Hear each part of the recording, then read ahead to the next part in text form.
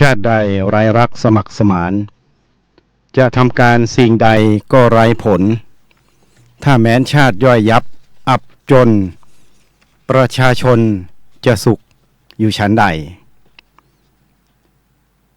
มีคำกล่าวคำหนึ่งที่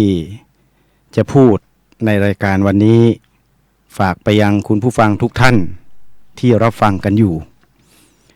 บ้านจะดีมีหลักฐานเพราะตำรวจช่วยบ้านจะสวยปลอดภัย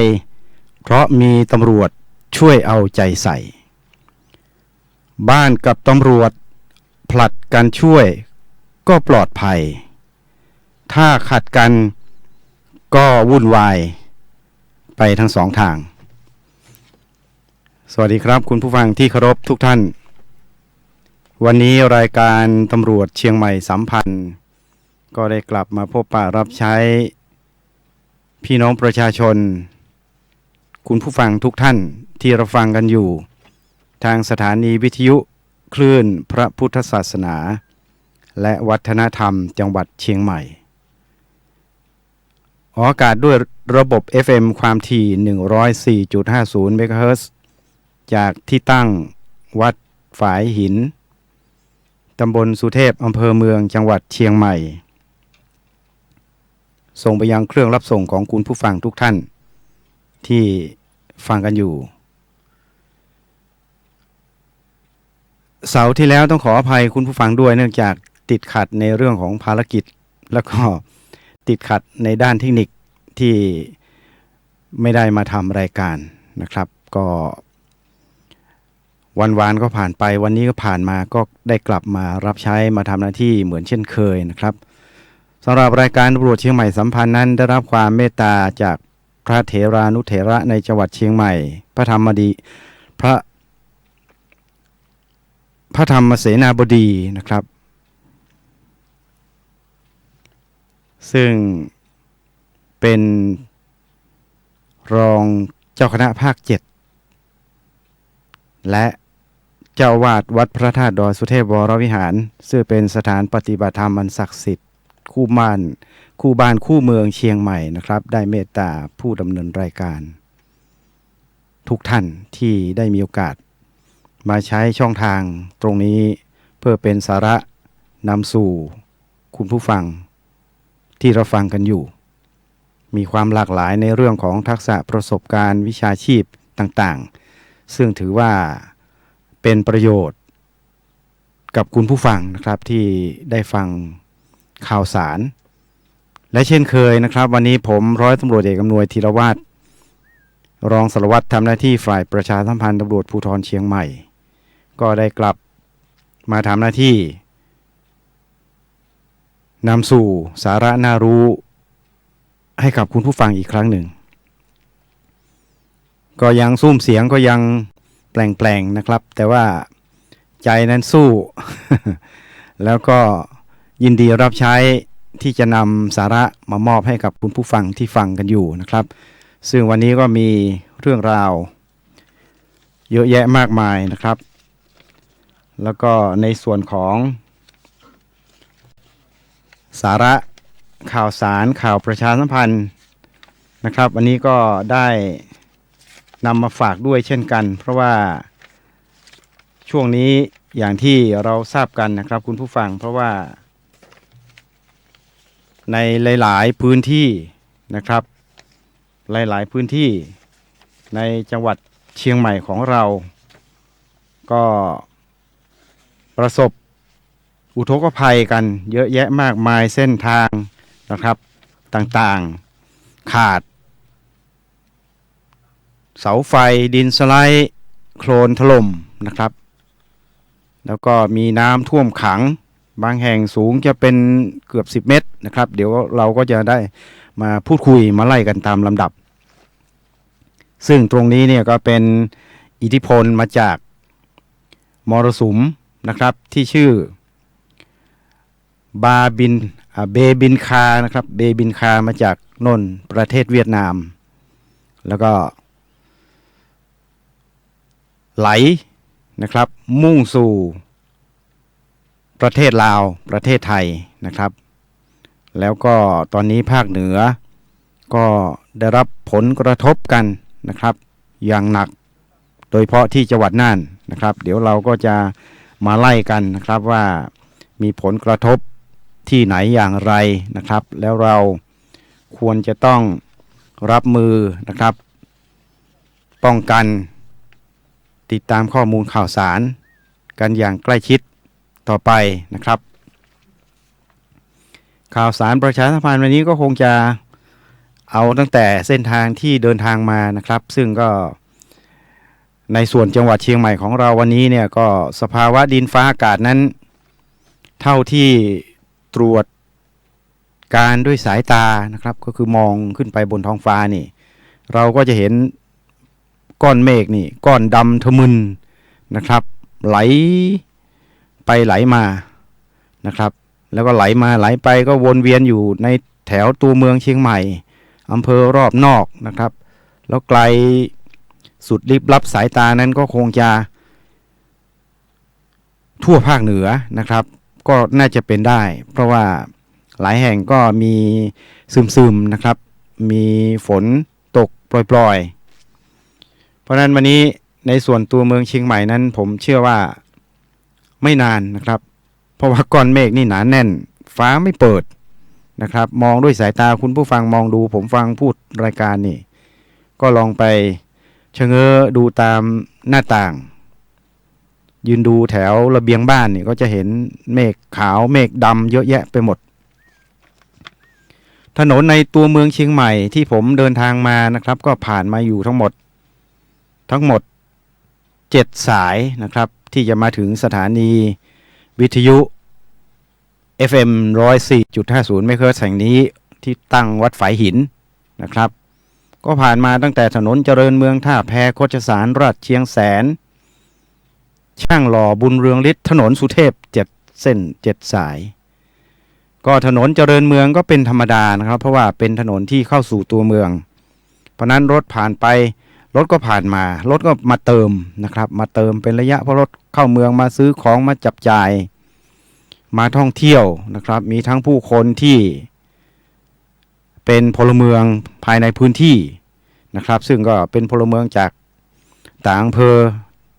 จากแม่ริมจากสันกำแพงจากดอยสะเก็ดสารพีสันปะตองไหลเข้ามานะครับแล้วก็มาเติมรถก็ผ่านไปนะครับเข้าสถานที่ทำธุรกิจก็หยุดจอดไปรถใหม่ก็มาเติมเพราะนั้นถนนเจริญเมืองก็จึงเป็นถนนเข้าเมืองที่มีรถเติมเต็มตลอดเวลานะครับเพราะนั้นแต่ว่าก็พอจะไหลลื่นนะครับไปตามเขาเรียกว่าตามการเลื่อนไหลของยานพาหนะนะครับเพราะว่ามันไม่ได้ไปตามระบบไฟสัญญาณจราจรแต่มันไปตามกันนะครับคันนั้นใช้ความเร็วก็ลื่นไหลไปเข้าสู่ถนนท่าแพรถชะลอตัวนะครับบริเวณลานท่าแพนี่รถจะชะลอกระจุกตัวเพราะว่ามันเป็นถนนที่มีแยกนะครับมีแยกเนี่ยมารวมกันอย่างน้อยๆที่เห็นนี่ก็คือแยกไปทางถนนโคชสารนะครับแยกมาจากทางถนนที่มาจากเขาเรียกถนนชัยภูมินะครับมาทางชัยภูมิเข้าสู่ลานท่าแพแล้วก็ถนนที่เลี้ยวขวาตัดออกไปทางถนนช้างม้อยนี่มันก็จะมีรถชะลอตัวรถเลี้ยวซ้ายเลี้ยวขวานะครับรถผ่านมาจากถนนชัยภูมิแล้วก็มาพบกับถนนโคชสารเชื่อมต่อท่าแพเนี่ยรถก็จะชะลอตัวเพราะฉะนั้นพี่น้องประชาชนที่จะเข้ามาสู่ถนนเส้นนี้เนี่ยก็ต้องใจเย็นนะครับถ้าใจร้อนก็อาจจะเบียดเสียดกันได้เพราะว่ารถที่แซงกันเนี่ยผมเห็นด้วยตาเนี่ยบางจังหวะเนี่ยแค่ศอกยังไม่ถึงนะครับแค่ศอกยังไม่ถึงเลยถ้าเป็นรถกระบะปิกอัพคันใหญ่คันโตเนี่ยอย่างเช่นรถ Isuzu 1.9 หรือว่า Toyota Vigo Revo อะไรก็แล้วแต่เนี่ยตัวบอดี้มันใหญ่นะครับคุณผู้ฟังเพราะนั้นถ้าสักคืบเนี่ยรับรองว่าได้แผลนะครับคือก็จะต้องไปขูดขีดกันละนะครับคือรถมันสูงมันก็จะไป ขูดรถที่เท่าเดียวกันนะครับแต่รถที่ต่ำกว่ารถนั่งส่วนบุคคลรถเก๋งนี่ก็จะพ้นไปนะครับรถเท่ากันรถตู้รถใหญ่ๆเนี่ยมีสิทธิ์ที่จะขูดกันก็ห่างแค่คืบแค่ศอกนะครับเพราะนั้นมีโอกาสที่จะเบียดเสียดกันได้เพราะนั้นก็ต้องระมัดระวังในช่วงของถนนท่าแพนะครับมาสู่ถนนคดชสารนะครับถนนคดชสารก็เหมือนกันชะลอตัวนะครับแต่ก็พอลื่นไหลไปตามจังหวะเพราะนั้นการขับขี่รถเนี่ยอยากจะฝากเตือนคุณผู้ฟังด้วยนะว่าเรารู้ว่าเราเข้าสู่ถนนไหนเนี่ยการจราจรมันติดขัดรถยวดยานพาหนะเยอะเนี่ยเราควรต้องใช้กระจกนะครับมองซ้ายมองขวานี่การมองซ้ายมองขวามองหลังเนี่ยเป็นการตรวจการนะครับคุณผู้ฟังไม่ใช่มัวแต่เอาดูแต่ข้างหน้าอย่างเดียวไอ้รถที่เขาเบียดมาเนี่ยบางทีเราจะได้เปิดช่องให้เขานะครับไม่ใช่มองแต่หน้าอย่างเดียวเราต้องมองซ้ายมองขวาด้วยเผื่อเราจะได้ขยับปรับรถเราว่าจะขยับไปซ้ายไปขวาเนี่ยเพื่อไม่ให้ไปเบียดชนเขาหรือเขาจะมาเบียดชนเราเนี่ยเราก็จะได้หลบหลีกได้นะครับเพราะนั้นคือการขับขี่รถอย่างมีทักษะเนี่ยเราต้องใช้กระจกมองซ้ายมองขวามองหลังด้วยนะครับส่วนด้านหน้าการตรวจการเนี่ยมันก็เป็นเรื่องของการขับขี่ที่เราจะมุ่งไปข้างหน้าเนี่ยด้วยความปลอดภัยมันก็จะตรวจการได้ง่ายว่ารถข้างหน้าชะลอตัวมีเบรกไฟเลี้ยวซ้ายเลี้ยวขวาเนี่ยเราเห็นแต่ด้านหลังเนี่ยที่ตามมาเราไม่เห็นนะครับเพราะนั้นการปรับกระจกเนี่ยก็ไม่ใช่ว่าปรับดูรถเราอย่างเดียวเราต้องปรับให้มันเป็นมุมกว้างออกไปเพื่อเราจะได้ตรวจการรถที่ตามมาด้านหลังเนี่ยรถมอเตอร์ไซค์นะครับคนเดินข้ามถนนอะไรก็แล้วแต่เนี่ยคือการตรวจการก็จะทำให้เรานี้ใช้ความระมัดระวังขับขี่ด้วยความรอบคอบด้วยความปลอดภัยนั่นเองนะครับเพราะนั้นก็อย่าไปมัวแต่มองข้างหน้าอย่างเดียวนะครับบางทีบอกมองไม่เห็นถ้าพูดมองไม่เห็นนี่ก็คือเราประมาทแล้วนะครับเราประมาทแล้วเพราะว่าตราบใดที่เราขับขี่รถบนเส้นทางเนี่ยเราต้องใช้ประสาทหูฟังเสียงแตรประสาทตาสายตามองไกลตรวจการดูรถที่มาจากช่องทางต่างๆแล้วการควบคุมรถอย่างมีสติด้วยความไม่ประมาทในการเดินทางเนี่ยมันก็จะทำให้เรานี้เดินทางนะครับด้วยความปลอดภัยแล้วในขณะเดียวกันก็เราก็จะไม่ไปกระทบกระทั่งไปเบียดไปเสียดไปทำให้เกิดความเสียหายต่อยวดยานพาหนะของผู้อื่นด้วยอันนี้คือผลดีเป็นข้อดีนะครับในการที่เราใช้ส่วนควบของยานพาหนะคือกระจกให้เป็นประโยชน์นะครับเพราะว่าถ้าเราติดตั้งกระจกแล้วเราไม่ใช้ประโยชน์เนี่ยผมว่ามันก็จะเกิดความไม่ปลอดภัยนะครับแล้วก็อุปกรณ์ตรงนี้เป็นอุปกรณ์ที่สำคัญนะครับที่จะช่วยทำให้เรามองเห็นรถมาซ้ายมาขวาได้นอกเหนือจากสัญญาณไฟนอกจากสัญญาณแตรนะครับแล้วก็นอกจากการตรวจการด้วยทิศทางด้วยสายตาที่มองไกลไปข้างหน้านะครับอันนี้ก็ผ่านไปนะครับถนนโคชสารถนนราชเชียงแสนพอคล่องตัวนะครับพอคล่องตัวช่างหล่อลื่นไหลนะครับเข้าสู่ถนนบุญเรืองฤทธิ์รถก็ค่อนข้างจะชะลอตัวแต่ว่ารถมอเตอร์ไซค์เนี่ยต้องขับขี่ด้วยความระมัดระวังด้วยนะครับเพราะว่าผมมองเห็นแล้วทั้งรถยนต์นั่งส่วนบุคคลมอเตอร์ไซค์เนี่ยใช้ความเร็วนะครับเพราะนั้นเมื่อใช้ความเร็วในโอกาสที่จะพลาดได้เพราะว่ารถที่จะตัดไปซ้ายรถที่จะตัดไปขวายูเทิร์นเข้าสู่ถนนคูเมืองด้านในมาทางสวนบวกหาดมาทางถนนบำรุงบุรีนี่นะครับมันมีโอกาสที่จะปาดหน้ากันแล้วก็ถ้าล้มเนี่ยเราแทบจะไม่มีโอกาสตั้งหลักนะครับเพราะว่าถนนบุญเรืองฤทธิ์เนี่ยมันเป็นถนนวันเวย์ถ้าล้มเนี่ยรถที่ตามหลังมาเนี่ยผมไม่อยากบรรยายภาพคุณผู้ฟังก็นึกเห็นเลยว่าถ้าเป็นมอเตอร์ไซค์ล้มเนี่ยรถมันจะเบรกไม่ทันนะครับนี่คืออันตรายที่เราอยากจะฝากเตือนผู้ใช้รถใช้ถนนบุญเรืองฤทธิ์ที่จะมุ่งมาทางแจ่งหูรินนะครับที่จะออกไปทางถนนห้วยแก้วหรือจะเลี้ยวซ้ายเข้าถนนสุเทพไปทางโรงพยาบาลมหาราชนครเชียงใหม่เนี่ยต้องระมัดระวังนะครับแล้วก็ขอความ ร่วมมือด้วยสำหรับพี่น้องประชาชนที่ใช้รถใช้ถนนก็อย่าใช้ความเร็วให้เกิน60 กิโลเมตรต่อชั่วโมงนะครับเผื่อขาดเผื่อเกินเผื่อมีเหตุเราจะได้เบรกหยุดทันนะครับไม่ใช่ว่ารถล้มปุ๊บเราทับต่อเนี่ยนะครับเราก็ประมาทนะครับทีนี้เขาได้รับบาดเจ็บทรัพย์สินเสียหายมันก็จะมีมาตรการทางกฎหมายที่ตามมาอย่างเช่นขับรถโดยประมาทเป็นเหตุให้ผู้อื่นได้รับบาดเจ็บนะครับถ้าหนักไปเนี่ยก็ถึงเสียชีวิตก็คือทำให้คนตาย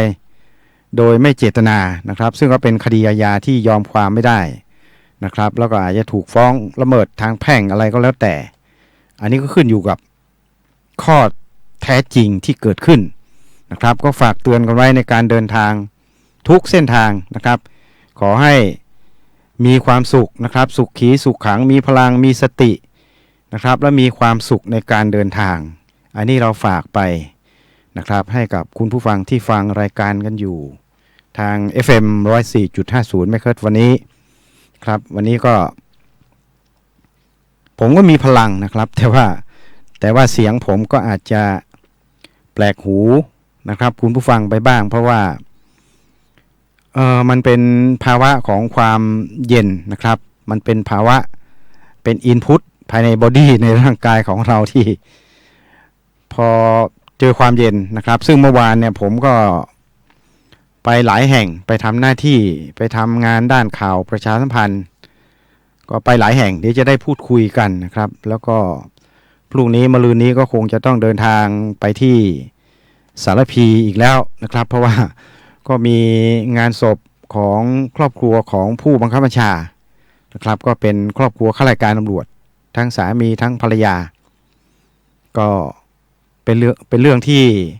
ต้อง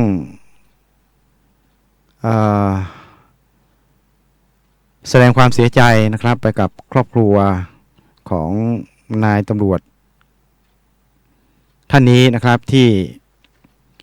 ภรรยาก็เป็นข้าราชการตำรวจชั้นสัญญบัตรนะครับส่วนสามีก็เป็นอดีตรองผู้บังคับการตรวจคนเข้าเมืองนะครับซึ่งผมก็ไม่มีข้อมูลรายชื่อก็อยู่ที่ตั้งงานศพที่วัดพระนอนหนองพึ่งสารพีก็เสียชีวิตด้วยสุขภาพร่างกายนะครับเพราะนั้นก็เนี่ยอย่างผมเนี่ยผมก็สุขภาพร่างกายพอเจออากาศเย็นก็มีปัญหานะครับเพราะนั้นก็ต้องดูแลกันไปด้วยนะครับในเรื่องของสุขภาพร่างกายเนี่ยเดินทางก็ระมัดระวังในเรื่องของการขับขี่นะครับเพราะว่าถ้าเกิดเราพลาดเนี่ยไปชนเขาเนี่ยรถเขาเสียหายก็เกิดผลทางคดีนะครับแต่ถ้าหากว่ามีบาดเจ็บด้วยเราก็บาดเจ็บด้วยก็สุขภาพอีกละนะครับสุขภาพเราสุขภาพเขาด้วยเนี่ยเราขับขี่ชนเขาเราบาดเจ็บเขาก็บาดเจ็บก็ต้องรับผิดชอบนะครับในเรื่องของความถูกผิดซึ่งคงจะชี้ชัดไปเลยไม่ได้ว่าใครผิดใครถูกก็เป็นเรื่องของคดีอาญาจราจรที่พนักงานสอบสวนก็จะต้องเข้าไปตรวจสถานที่เกิดเหตุนะครับไปถ่ายภาพไปเก็บข้อมูลดูร่องรอยการขับขี่การเบรกนะครับซึ่งเป็นเรื่องของความสูญเสียนะครับเพราะฉะนั้นก็อยากจะขอความร่วมมือด้วยนะครับอย่างที่พูดไปในถนนบุรีรัมย์เนี่ยขับเร็วกันเหลือเกินมอเตอร์ไซค์เนี่ยชะลอความเร็วด้วยนะครับถ้าหากเราล้มเนี่ยสมมุติเป็นน้องๆที่ฟังรายการอยู่เนี่ยขับไปเนี่ยล้มบนถนนบุรีรัมย์เนี่ยโอกาสที่เราจะลุกขึ้นมาแล้วตั้งหลักหลบบนเส้นทางโอ้โหยากนะยากจริงๆนะครับคุณผู้ฟังไปขับดูได้เลยถ้ารถมาหนาแน่นเนี่ยถ้าล้มลงไปเนี่ยรถหลังมาเป็น20-30 คันเกิดเป็นรถบรรทุก6ล้อเนี่ย10ล้อนี่เขาอาจจะมีชั่วโมงนะครับที่กำหนดไม่ให้เข้าในเส้นทางที่ได้พูดไปเขาจะมีกำหนดว่ารถบรรทุกเข้าตอนไหนอย่างไรรถบรรทุกน้ำมันเข้าได้ถึงถนนอะไรเนี่ยเขาจะมีระยะเวลาอันนี้คือเจ้าหน้าที่จราจรเนี่ยเขาจะรู้นะครับว่าตรงไหน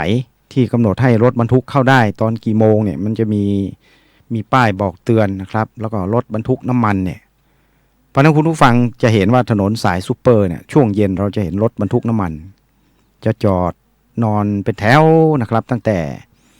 เลยทางต่างระดับนะครับย้อนขึ้นไปทางโน้นสะพานทางต่างระดับ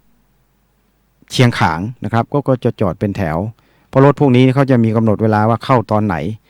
รถส่งน้ำมันเนี่ยเขาจะมาส่งที่คลังน้ำมันที่ของ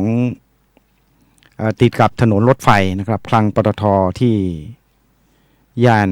แฟลตทหารนะครับแถวบ้านแพะนี่นะครับเขาทยอยมาเติมน้ำมันมาเติมเอาน้ำมันมาส่งนะครับไม่ใช่มาเติมน้ำมันเอาน้ำมันมาส่งปุ๊บก็เป็นเรื่องของกระบวนการในการที่จะนำน้ำมันจากรถน้ำมันเนี่ยเพื่อบรรจุในถังขนาดใหญ่นะครับเพื่อที่จะได้เป็นคลังสำรองในการที่จะแจกจ่ายนะครับไปยังปั๊มน้ำมันในจังหวัดเชียงใหม่ต่อไป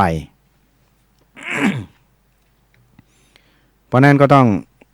ขอความร่วมมือนะครับผู้ใช้รถใช้ถนนไม่ว่าจะเป็นเจริญเมืองท่าแพโคชสารราชเชียงแสนช่างหล่อบุญเรืองฤทธิ์เนี่ยผมเน้นบุญเรืองฤทธิ์เพราะว่ารถจะมีปริมาณเยอะแล้วก็ใช้ความเร็วสูงนะครับผมเห็นแล้วรู้สึกว่าใช้ความเร็วสูงนะครับไม่ว่าจะเป็นรถนั่งส่วนบุคคลเนี่ยก็ขอความร่วมมือชะลอตัวด้วยเพื่อความปลอดภัยของพี่น้องประชาชนผู้ใช้รถใช้ถนนผู้ใช้ทางร่วมในเส้นทางเดียวกันนะครับเพื่อความปลอดภัยของทุกท่านนั่นเอง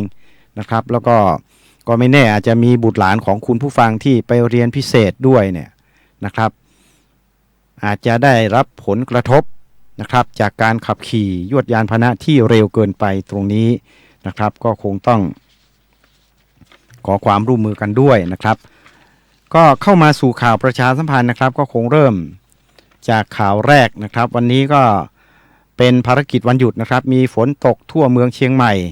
แล้วก็หน่วยงานกลุ่มงานจราจรตำรวจภูธรเชียงใหม่เนี่ย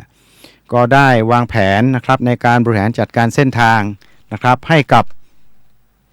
กลุ่มที่1นะครับซึ่งก็เป็นกลุ่มการสอบครูผู้ช่วยนะครับระหว่างวันที่18ถึงวันที่19สิงหาคม2561ซึ่งก็มีบุตรสาวด้วยนะครับก็แยกย้ายไปสอบตามอำเภอรอบนอกบ้างเพื่อกระจายออกไปเพราะว่ามีฉะนั้นเนี่ยคนตั้ง 5,600 กว่าชีวิตเนี่ยก็จะมียานพาหนะนะครับไปทั่วบ้านทั่วเมืองไปตามสถานศึกษาในตัวเมืองเชียงใหม่ซึ่งก็เป็นส่วนหนึ่งนะครับที่ทำให้มีปริมาณยวดยานพาหนะเยอะแยะไปหมดนะครับมันเป็นอย่างนี้จริงๆ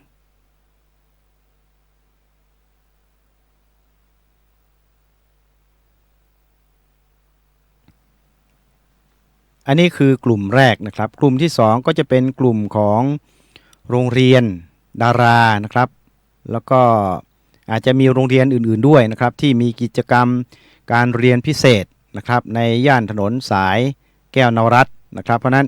ย่านนั้นก็คุณผู้ฟังก็หลีกเลี่ยงด้วยก็แล้วกันนะครับแต่ว่าผมไม่มีข้อมูลเวลานะครับไม่มีข้อมูลเวลาว่าเขามีกิจกรรมเรียนพิเศษในช่วงไหนแต่เราก็เดาๆดูก็น่าจะอยู่ประมาณช่วงเช้านะครับเพราะว่าถ้าเรียนช่วงบ่ายก็คงจะเหนื่อยเมื่อยล้าเด็กๆก็คงจะได้กลับไปพักผ่อนไปทำการบ้านไปพักผ่อนไปท่องเที่ยวกับครอบครัวอะไรก็แล้วแต่นะครับเพราะนั้นอันนี้ก็คือกลุ่มที่2ต่อไปก็คือถนนนะครับอันนี้ไม่ได้เป็นกลุ่มแต่เป็นถนนสายเชียงใหม่ลำปางนะครับจากแยกรินคำไปถึงขวงสิงห์ก็จะมีการก่อสร้างถนนนะครับก็จะมีการก่อสร้างถนนแล้วก็ผมก็เชื่อว่าถนนไปทางลำพูนนะครับก็น่าจะมีการทำด้วยหรือเปล่าไม่แน่ใจแต่ว่าถนนก็ยังไม่เรียบร้อยนะครับเพราะว่าเวลาเราออกไปทางลำพูนนี่ไปทางนิคมอุตสาหกรรมก็จะมีไหลทางมีถนนที่ผิวการจราจรที่เขาจะเทคอนกรีตลงไปเนี่ยก็ยังไม่เต็มนะครับก็มีเหล็กบางจุดมีเหล็กที่เขาเป็นเหล็กที่ใช้ทำถนนนะครับซึ่งก็จะเชื่อมกันกับคอนกรีตเพื่อให้มีความแข็งแกร่งทนทานต่อการรับน้ำหนักของยวดยานพาหนะ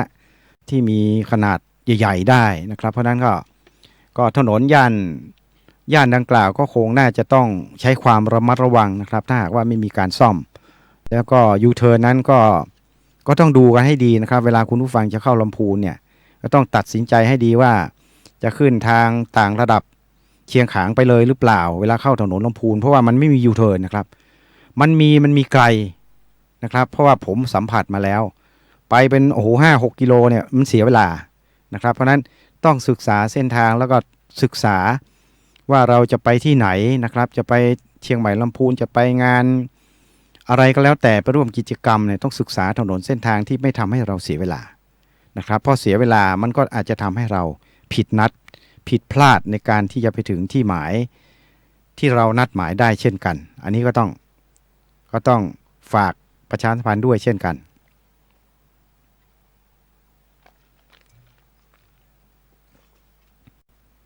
ก็เพราะฉะนั้นในตัวเมืองเชียงใหม่ของเรานะครับและอำเภอรอบนอกวันนี้ก็คงจะมีอยู่3-4 กิจกรรมนะครับคือกิจกรรมแรกภารกิจแรกก็แล้วกันนะครับเป็นในส่วนของการสอบครูผู้ช่วยซึ่งก็มีอยู่2วันนะครับวันนี้วันเสาร์ที่18แล้วก็ไปต่อไปจนถึงวันที่19สิงหาคม2561นะครับ2วันเพราะนั้น5,609 ชีวิตเนี่ยเขาก็จะวนเวียนนะครับอยู่ตามถนนหนทางตามเส้นทางต่างๆที่จะมุ่งไปตามสถานศึกษานะครับโรงเรียนต่างๆซึ่งจะเป็นสถานที่รองรับการสอบนั่นเองนะครับเพราะนั้นก็การใช้รถใช้ถนนก็แบ่งปันน้ำใจให้ซึ่งกันและกันนะครับถัดมานะครับก็เป็นในเรื่องของเส้นทางนะครับเส้นทางกมที่ตั้งแต่กมที่35นะครับบ้านแม่หวานบ้านห้วยหม้อบ้านปางน้ำถุนะครับซึ่งก็จะต่อไปจนถึงบ้านป่าเมี่ยงอำเภอดอยสะเก็ดจนถึงเขตติดต่อดอยนางแก้วนะครับก็ตอนนี้ก็ต้องขออภัยคุณผู้ฟังด้วยกันละกันเพราะว่าถนนเส้นทางดังกล่าวนั้นให้ซึ่งกันและกันนะครับก็ปิดไปแล้วนะครับถัดมานะครับถนนปิดไปแล้วนะครับคุณผู้ฟังเพราะว่าถนนขาดเมื่อตี 3นะครับของวันที่18สิงหาคม2561ได้เกิดฝนตกหนักนะครับแล้วก็มีน้ำป่าไหลหลากในหลายพื้นที่นะครับมีน้ำป่าไหลหลากในพื้นที่ทำให้ทางเบี่ยงนะครับในพื้นที่ของการก่อสร้างเส้นทางสายเชียงใหม่เชียงรายนะครับก็ทำให้เส้นทางนะครับเส้นทางดังกล่าวเนี่ยขาดนะครับเส้นทางขาดตั้งแต่กม42นะครับไปจนถึงกม50เป็นจำนวน5แห่งนะครับรถทุกชนิดไม่สามารถที่จะผ่านไปได้นะครับแล้วก็ตอนนี้ก็ทางโครงการนี้ได้ปิดการใช้เส้นทางไว้ก่อนนะครับเพื่อให้น้ำลดแล้วหลังจากนั้นก็จะได้เตรียมเครื่องจักรดำเนินการแก้ไขเพื่อให้ใช้การได้ตามปกติต่อไปแต่คำว่าใช้การได้ตามปกตินั้นไม่ใช่ถนนเสร็จนะครับถนนยังไม่เสร็จเพราะว่าถนนนั้นเขามีสัญญานะครับมีสัญญากันอยู่ว่าจะต้องทำการให้เสร็จสิ้นนะครับภายในวันที่3ธันวาคม2561ซึ่งเป็นระยะเวลาก่อสร้างทั้งหมด630วันนะครับกับระยะทางทั้งหมด9 กิโลเมตรกับ250 เมตร9 กิโลเมตรกว่าๆนะครับก็สัญญาเนี่ยเริ่มต้นตั้งแต่วันที่14มีนาคม2560นะครับแล้วก็จะไปสิ้นสุดสัญญานี่วันที่3ธันวาคม2561รวมระยะเวลาทั้งหมด630วันแต่ว่าทั้งนี้ทั้งนั้นเนี่ยเขาก็พยายามที่จะก่อสร้างปรับผิวการจราจรนะครับแต่ว่าเนื่องจากในช่วงนี้เนี่ยมันเป็นช่วงของฤดูฝนนะครับเข้าสู่ในช่วงของฤดูฝนเพราะนั้นฝนก็จะมีมรสุมมี depression อะไรต่างๆเนี่ยก็จะเวียนเทียนกันเข้ามาเป็นแต่ละลูกนะครับซึ่งก็ลูกที่เกิดปัญหานะครับที่นำพาเข้ามาสู่ขนาดนี้ก็เป็นเบบินคานะครับเบบินคานี่ก็เขาเดินทางมาจากประเทศเวียดนามนะครับแล้วก็มากระทบกระทั่งกระเทือนเรือนลั่นสนั่นจังหวัดน่านนะครับซึ่งก็เป็นภาวะที่เรา เห็นอกเห็นใจนะครับว่าจังหวัดน่านนั้นเป็นจังหวัดหน้าฉากซึ่งก็ต้องเห็นใจพี่น้องประชาชนที่อยู่ในจังหวัดน่านนะครับเพราะว่าได้รับผลกระทบจากสภาวะดินฟ้าอากาศมีน้ำท่วมนี้น่าจะถ้าผมจำไม่ผิดเนี่ยครั้งนี้น่าจะเป็นครั้งที่2นะครับที่พี่น้องประชาชนในจังหวัดน่านนะครับได้รับผลกระทบจากมรสุมลูกนี้นะครับซึ่งทราบว่ามีทั้งหมด4อำเภอด้วยกันที่จมไปในน้ำนะครับก็มีประกอบไปด้วยอำเภอปัวอำเภอท่าวังผาอำเภอสันติสุขอำเภอแม่จริมนะครับซึ่งก็มีน้ำท่วมขังเส้นทางตามหมู่บ้านต่างๆนะครับบางหมู่บ้านเนี่ยท่วมมีน้ำท่วมจนถึงหน้าอกนะครับรถจมน้ำนะครับรั้วบ้านเนี่ยก็เกิดการซุดตัวนะครับรั้วบ้านเกิดการซุดตัวเพราะว่าน้ำนี่ซัดเข้าไปเสาไฟฟ้าหักโค่นนะครับล้มลงมาขวางถนนบ้านเรือนที่ตั้งอยู่ริมแม่น้ำก็ซุดตัวนะครับการจราจรถูกตัดขาดดินสไลด์ไหลลงมาบนถนนนะครับผิวการจราจรนี่ขาดคอสะพานก็ขาดนะครับแล้วก็เป็นที่น่าโศกเศร้านะครับว่าที่อำเภอปัวก็มีผู้ที่เสียชีวิตแบบเฉียบพลันนะครับซึ่งตรงนี้ในรายงานข่าวไม่ได้ระบุมานะครับแต่ว่าเราก็มองเห็นคลิปเห็นบ้านอะไรที่เขาส่งมาให้ดูนั้นก็คงน่าจะเกิดการเสียชีวิตภายในบ้านนะครับซึ่งก็เราก็มองดูว่ามีปัจจัยหลายอย่างนะครับอาจจะได้รับ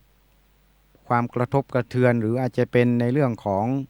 ฟืนไฟอะไรหรือเปล่านะครับหรือว่าอาจจะภาวะ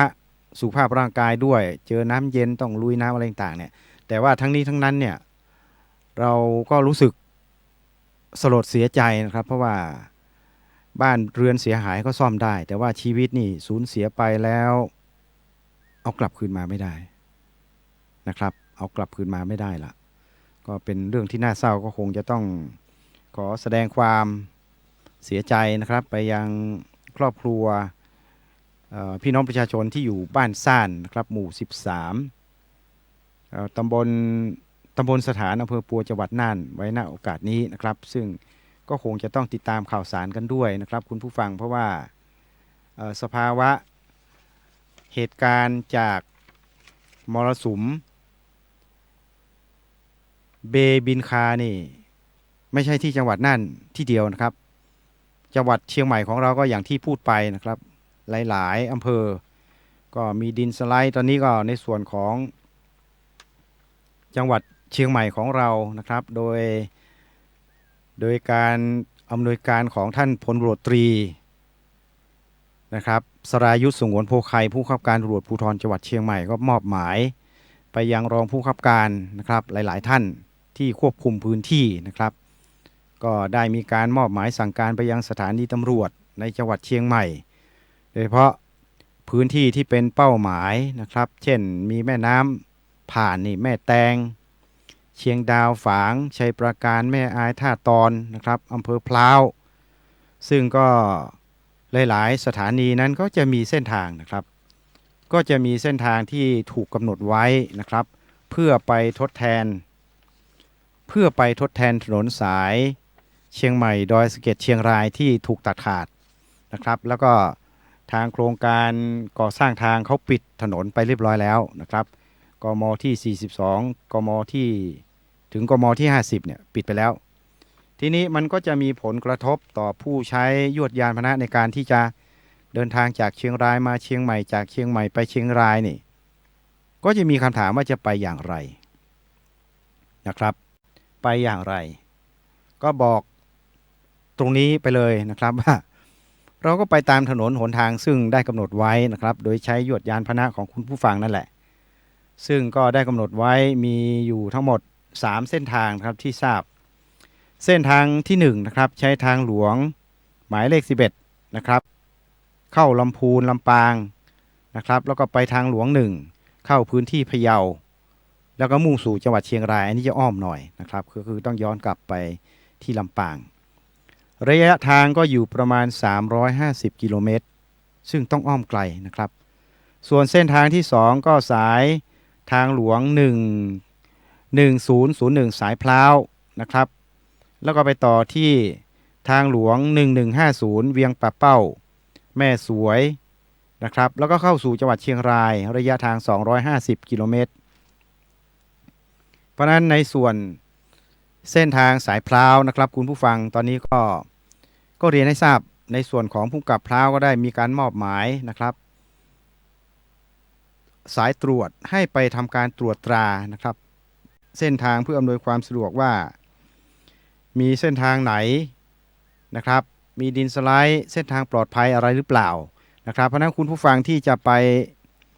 เส้นทางเชียงรายผ่านพร้าวนี่ก็สามารถที่จะไปสอบถามข้อมูลนะครับที่สพพร้าวนะครับหรือจะโทรศัพท์ไปที่053-475-312นะครับเพื่อจะไปเช็คเส้นทางนะครับว่าเส้นทางผ่านได้หรือไม่อย่างไรนะครับแล้วก็ที่สายทางฝางนะครับฝางก็สามารถที่จะประสาน451-148นะครับแล้วก็ที่แม่อายหากจะไปทางแม่อายท่าตอนไปออกทางแม่จันนะครับก็สามารถประสานได้ที่สพแม่อาย4590032นะครับ033นะครับทวนอีกครั้งที่แม่อาย053-459-032-033ถ้ายังไงไม่แน่ใจนะครับเบอร์นี้ผมไม่แน่ใจก็สามารถที่ประสานได้ที่191ได้ตลอด24ชั่วโมงนะครับเพราะว่าเขากำลังติดตามข้อมูลข่าวสารเส้นทางในพื้นที่เชียงใหม่ของเรานะครับก็สามารถที่ประสานได้ที่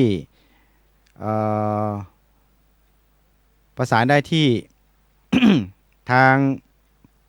ตำรวจท้องที่หลายๆแห่งได้นะครับอย่างที่แม่แตงก็471-317นะครับ471-317หรือ191นะครับ1193ก็ตำรวจทางหลวงนะครับว่าจะสอบถามเส้นทางเพราะว่า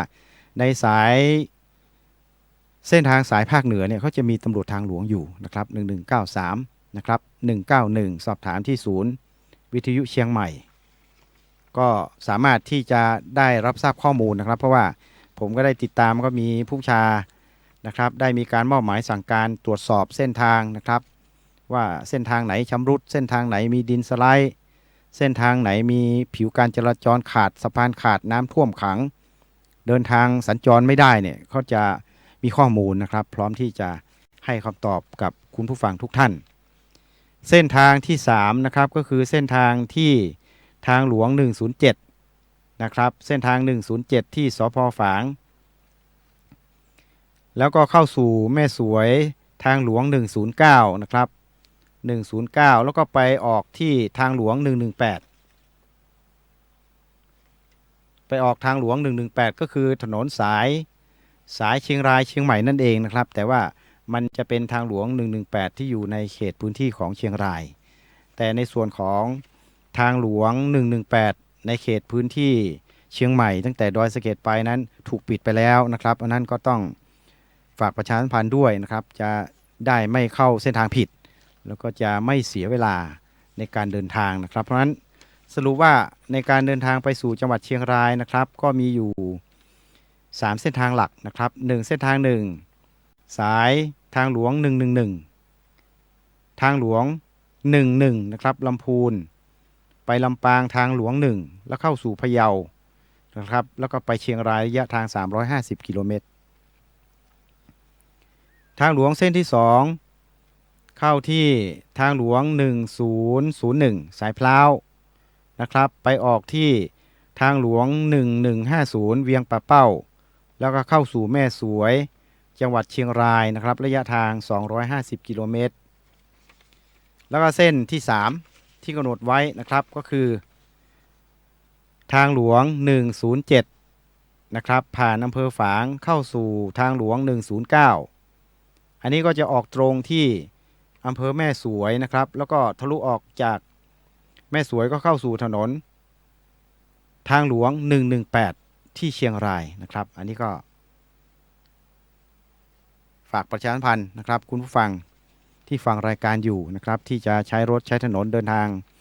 ไปยังจังหวัดเชียงรายเพราะว่ามรสุมนะครับเบบินคานั้นก็คงจะมีผลกระทบ ต่อพี่น้องประชาชนที่อยู่ในจังหวัดภาคเหนือของเรานั้นผมก็คาดว่าน่าจะ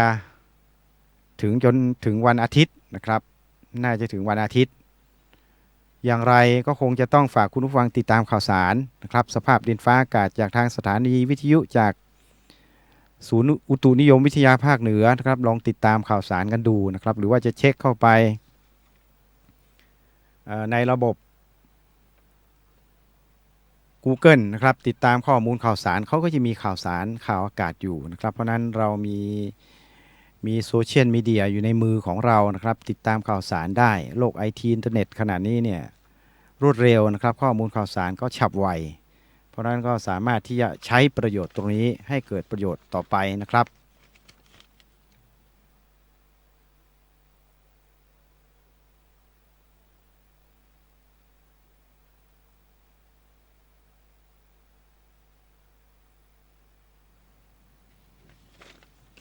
ขณะนี้เวลา 13 นาฬิกากับ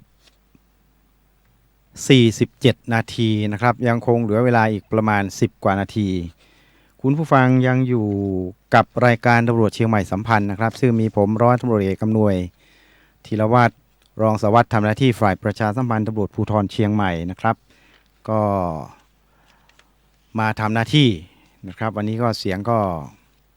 ก็ยังไม่ค่อย100%แต่ว่าทั้งนี้ทั้งนั้นนี่ก็มาพบปะรับใช้คุณผู้ฟังนะครับเพื่อที่จะได้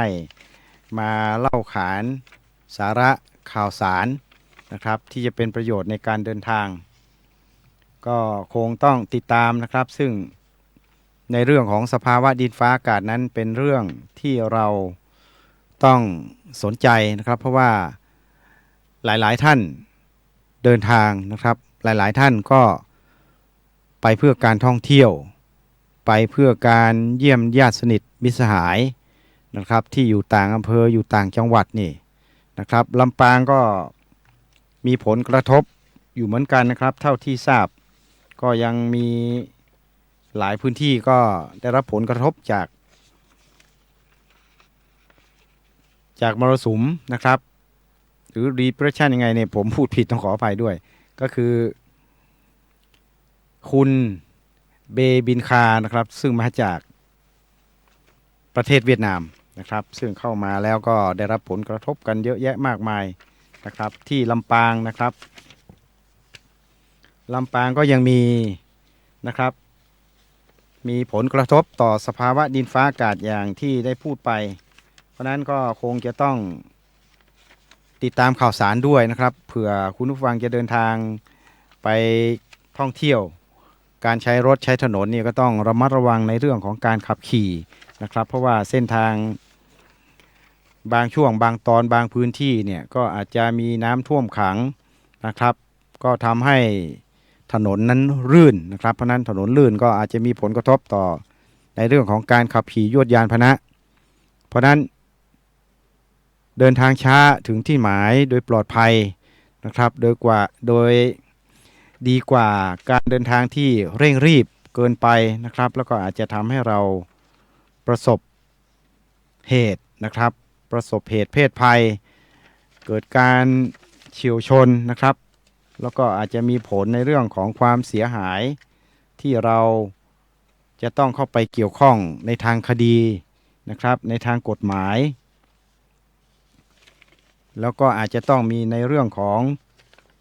การเยียวยานะครับการชดใช้ค่าเสียหายต่างๆนะครับให้กับผู้ที่ได้รับความเดือดร้อนนะครับเพราะนั้นก็คงจะต้องระมัดระวังนะครับในการขับขี่ต้องใจเย็นๆนะครับต้องใจเย็นๆแล้วก็ใช้ความระมัดระวังด้วยในการเดินทางจะไปแห่งหนตำบลใดนะครับโดยเฉพาะในแหล่งท่องเที่ยวนะครับซึ่งในช่วงภาวะนี้เนี่ยก็ต้องเรียนคุณผู้ฟังหลายแห่งนี้มีนักท่องเที่ยวเยอะแยะมากมายนะครับไปอย่างต่อเนื่องโดยเฉพาะในย่านแหล่งท่องเที่ยวที่เป็นธรรมชาตินะครับอย่างเช่นที่อำเภอแม่วางนี่ผมก็ติดตามข่าวเพราะว่าเราต้องเก็บข้อมูลเพื่อที่จะได้รายงานนะครับไปยังหน่วยเหนือไม่ว่าจะรายงานไปยังตำรวจภาค 5สำนักงานตำรวจแห่งชาติในเรื่องของแหล่งท่องเที่ยว นะครับต่างๆเหล่านี้นะครับเป็นข้อมูลในเรื่องของความปลอดภัยด้วยแล้วก็เป็นในเรื่องของภาพสร้างสรรค์นะครับเราติดตามการทำหน้าที่ของตำรวจหลายๆแห่งนะครับแล้วก็เป็นกำลังใจให้กับพี่น้องประชาชนด้วยที่จะเดินทางไปไหนไปท่องเที่ยวนะครับก็ขอให้ติดตามข่าวสารด้วยอย่างเช่นแถวแม่วางนี่ก็จะมีท็อปฮิตนะครับติดอันดับมีทุกวันนะครับมีทุกวันเลยผมทำข่าวประชาสัมพันธ์เนี่ยก็จะมีนักท่องเที่ยวนี่ไปล่องแพไปนั่งช้างไปอาบน้ำให้ช้างไปนั่งช้างเดินป่านะครับก็คงต้องระมัดระวังในเรื่องของโรคภัยไข้เจ็บด้วยนะครับเพราะว่าในการเดินป่าก็อาจจะมียุงนะครับมียุงป่ายุงลายนี่ต้องระมัดระวังแล้วก็ในเรื่องของไข้หวัดพันธุ์ใหม่นะครับผมก็จำชื่อไม่ได้เพราะฉะนั้นก็คงต้องระมัดระวังในการที่จะไปตามสถานที่ชุมชนนะครับก็ควรจะมีผ้าปิดจมูก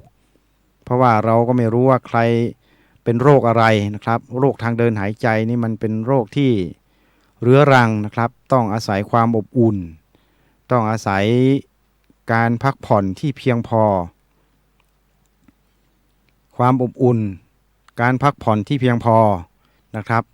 ถ้ายังไม่พอต้องพบแพทย์ละต้องพบแพทย์เพื่อที่จะได้ปรึกษานะครับขอการบำบัดรักษาที่ต้องใช้ยาปฏิชีวนะนะครับตรงนี้เนี่ยมันเป็น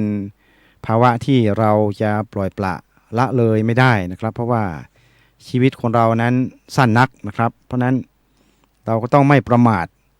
แต่ในขณะเดียวกันเนี่ยการเกิดแก่เจ็บตายนะครับมันเป็นเรื่องของมนุษย์ที่หลีกลี่หนีความตายไม่พ้นนะครับเพราะนั้นก็เยียวยาได้รักษาได้ต้องรักษานะครับ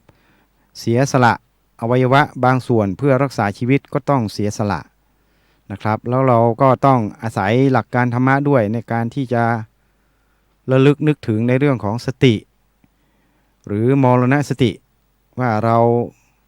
เกิดมาวันๆเราทำอะไรอยู่นะครับอยู่ก็เพื่อสร้างสรรค์เพื่อทำความดีเพื่อไม่ประมาทนะครับเมื่อเราไม่ประมาทเราก็จะมีโอกาสมีชีวิตที่ยืนยาวนานในการที่จะดำรงคงอยู่เพื่อที่จะได้ทำกิจกรรมนะครับที่เป็นประโยชน์ต่อตัวเราเองต่อหน้าที่การงานนะครับต่อครอบครัวต่อบุตรหลานเป็นกำลังใจให้กับครอบครัวอย่างนี้เป็นต้นก็รายการบุรุษเชียงใหม่สัมพันธ์ก็มีความมุ่งมา่ปรารถนานะครับในการที่จะนำสาระข้อมูลข่าวสารอย่างนี้เนี่ยมาพูดคุยมาตักเตือนกันผมพูดไปเนี่ยผมก็เตือนตัวผู้ดำเนินรายการไปด้วยนะครับก็คือสอนตัวเองไปในตัวนะครับแต่สำหรับคุณผู้ฟังนั้นผมถือว่าผมให้ข้อมูลนะครับให้ความรู้กับคุณผู้ฟังเพราะว่าผมก็ไม่รู้ว่าคุณผู้ฟังนั้นมีสถานภาพนะครับที่แตกต่างกันเป็นผู้หลักผู้ใหญ่เป็นครูบาอาจารย์เป็นพระภิกษุสงฆ์นะครับก็คงมิบังอาจที่จะไปสั่งสอนนะครับแต่ว่าเราก็แนะนำพูดคุยตามหลักการสภาวะบริบทของเหตุการณ์ที่เป็นจริงเนี่ยก็คุยกันนะครับคุยกันบอกกันแนะนำกันขอความร่วมมือกันอย่างเช่นบุญเรืองฤทธิ์เนี่ยก็อย่าไปขับรถเร็วนะครับพี่น้องเด็กๆนิสิตนักศึกษาที่ฟังกันอยู่นะครับหรือว่าพ่อแม่ที่ฟังอยู่ก็ฝากเตือนด้วยนะครับอย่าให้บุตรหลานนี่ขับรถเร็วเพราะว่าเราไปชนเขาเนี่ยเราก็ต้องชดใช้สินไหมทดแทนนะครับแล้วก็เสียเวลาแล้วก็เกิดเป็นคดีความก็ทำให้เสียประวัติด้วยนะครับเพราะนั้นมันไม่มีผลดีอะไรเลยนะครับเพียงแต่ว่าถ้าเรานะครับทบทวนตัวเราเองนะครับด้วยสำนึกที่ดีเนี่ยมันจะปลอดภัยนะครับทบทวนใช้สติใช้ปัญญานะครับบางอย่างอาจจะต้องใช้ความรอบคอบความมั่นใจเพื่อให้เกิดพลังในทางสร้างสรรค์นะครับในการที่จะกล้าทำในสิ่งที่ดีนะครับแล้วก็เป็นประโยชน์ต่อตนเองต่อครอบครัวต่อหน่วยงานต่อสังคมและในขณะเดียวกันเราก็ต้องรักษาสุขภาพร่างกายด้วยเพราะว่าเป็นพื้นฐานของการที่จะนำร่องไปสู่เรื่องราวต่างๆที่เราจะต้องทำเยอะแยะมากมายนะครับในวันหนึ่งมีตั้ง24ชั่วโมงนะครับแต่ว่าไล่ไปไล่มาเนี่ย นะครับไล่ไปไล่มามันก็กลับมาสู่พื้นฐานของร่างกายของเรานะครับเราจะเก่งกล้าสามารถขนาดไหนก็ตามนะครับขับรถเก่งขับเครื่องบินได้ขับรถถังได้อะไรก็แล้วแต่เนี่ยแต่ว่าสุขภาพไม่ดีก็ไม่สามารถทำได้นะครับแล้วก็ไม่สามารถที่จะได้ทำสิ่งที่ดีๆให้กับชีวิตด้วยนะครับคือถ้าชีวิตดับก็มอดมาลายหายสูญนะครับก็เหลือไว้แต่ความทรงจำนะครับเหลือไว้แต่คุณงามความดีที่ทิ้งไว้ให้กับบุตรหลานให้กับครอบครัวให้กับหน่วยงานนะครับเหมือนอย่างที่วันที่ผ่านมานั้นก็ผมก็ได้ไปงานบำเพ็ญกุศลศพของมารดาของข้าราชการตำรวจที่ลำพูนนะครับก็ท่านก็จากไปด้วยวัย84นะครับแล้วก็ถัดมาที่สันปะตองอีกก็เป็นบิดาของข้าราชการตำรวจนะครับที่ลำพูนเป็นมารดานะครับที่ลำพูนเป็นมารดาที่สันปะตองเป็นบิดานะครับแล้วเขาก็เกิดไล่เลี่ยกันด้วยนะครับอายุ80กว่าที่ลำพูน84ที่สันปะตองนั้น88นะครับก็เป็นคุณตา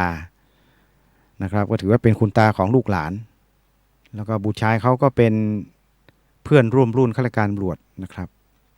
ก็จากไปด้วยวัย88ก็ไปด้วยอาการสงบนะครับ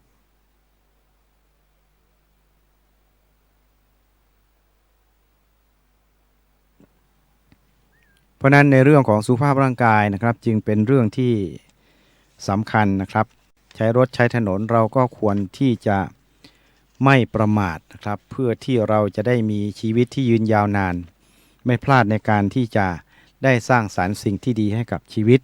นะครับก็วันนี้รายการตำรวจเชียงใหม่สัมพันธ์นะครับ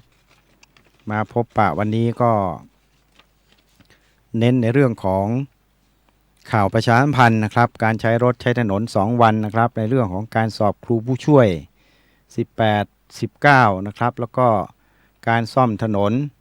สายเชียงใหม่ลำปางแยกรินคำถึงขวงสิงห์นะครับก็ใช้รถใช้ถนนด้วยความไม่ประมาทเส้นทางสายเชียงใหม่เชียงรายดอยสะเก็ดกมที่35นะครับปางแฟนไปจนถึงบ้านปางเมี่ยงนะครับเป็นเส้นทางเขตก่อสร้างก็ปิดไปแล้วนะครับเพราะนั้นก็ใช้เส้นทางสายเชียงใหม่ลำปางพะเยานะครับสายที่1แล้วก็สายพร้าวเวียงปะเป้าแม่สวยแล้วก็สายที่3สายฝางแม่สวยนะครับทางหลวง107ทางหลวง109ไปออกที่แม่สวยทางหลวง118ก็ขอให้ทุกท่านเดินทางโดยสวัสดิภาพนะครับแล้วก็ติดตามข่าวสารข่าวอากาศกันอย่างใกล้ชิดนะครับเพราะว่าช่วงนี้สภาวะดินฟ้าอากาศก็คงจะดำเนินไปอย่างนี้นะครับแล้วก็ช่วงไม่กี่ชั่วโมงข้างหน้านี่ผมก็เชื่อว่าก็คงจะมีฝนตกนะครับเพราะนั้นทิ้งท้ายรายการนะครับก่อนจากกันก็ฝากคุณผู้ฟังทุกท่านนะครับที่รับฟังรายการกันอยู่ในขณะนี้นะครับว่าอยากจะให้นะครับคุณผู้ฟังนั้นได้ร่วมกันนะครับรักป่านะครับรักป่า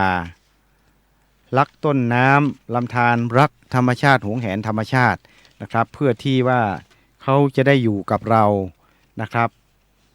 ได้ใช้ประโยชน์ให้กับมนุษย์ในโลกนี้อย่างยืนยงและยาวนานหากว่าเรานะครับไม่เบียดเบียนธรรมชาติมากเกินไปนะครับธรรมชาติก็จะอยู่กับเราอย่างมีความสมดุลนะครับแล้วก็ทำให้เราได้ใช้ประโยชน์จากธรรมชาติตรงนั้นเนี่ยอย่างมีความสุขนะครับพึ่งพาทอนซึ่งกันและกันเพราะนั้นธรรมชาติจึงเป็นสิ่งที่มีความสำคัญต่อการดำรงชีพของมนุษย์นะครับตราบใดที่มนุษย์ไม่ไปเบียดเบียนธรรมชาตินะครับเรามีจิตสำนึกในการที่จะมีใจรักต้นไม้รักป่าไม้นะครับรักสิ่งแวดล้อมเพื่อให้ธรรมชาติได้อยู่ยั้งยืนยงนะครับคู่กับมนุษย์โลกต่อไปก็จะทำให้เรานั้นได้อาศัย ประโยชน์จากตรงนี้ซึ่งกันและกันนะครับรักต้นไม้รักธรรมชาติต้องช่วยกันปลูกป่านะครับเพื่อคืนความสดชื่นให้กับธรรมชาติต่อไปสำหรับวันนี้รายการรูทเชียงใหม่สัมพันธ์หมดเวลาแล้วนะครับก็คงจะต้องอำลาไปด้วยเวลาเพียงเท่านี้ขอบคุณสำหรับการติดตามนะครับแล้วเราก็จะพบกันใหม่ในโอกาสต่อไปนะครับสำหรับวันนี้ขอบคุณสำหรับการติดตามโชคดี